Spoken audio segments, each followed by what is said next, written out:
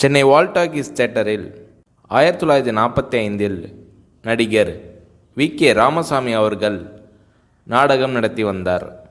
அவரது நாடகத்தை காண எம்ஜிஆர் அவர்கள் வருவார்.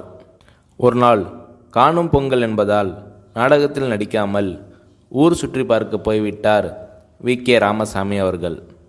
மறுநாள் நாடகம் பார்க்க வந்த எம்ஜிஆர் அவர்கள், எங்கே நேற்று காணோமே என்று வி.கே. ராமசாமி அவர்களிடம் விசாரிக்க, ஊரை சுற்றி பார்க்க போனேன், ஆனால் கோட்டையை மட்டும் பார்க்க முடியலை. போலீஸ் துப்பாக்கி எல்லாம் வச்சிருக்கான், சுட்டு போடுவானாம் என்று சொல்லி பயந்தாராம் வி.கே. ராமசாமி அவர்கள். இது நடந்தது 1945இல்.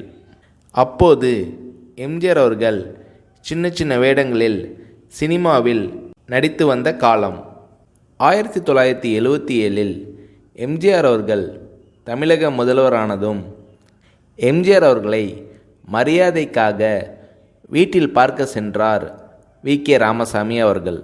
எம்ஜிஆர் அவர்கள் தன் காரில் வி.கே. ராமசாமி அவர்களை ஏற்றிக்கொண்டு கோட்டைக்குள் சென்று காரை நிறுத்தி, இப்போது கோட்டையை சுற்றி பாருங்கள் என்று வி.கே. ராமசாமி அவர்களிடம் சொல்லி அசர வைத்தாராம் எம்ஜிஆர் அவர்கள்.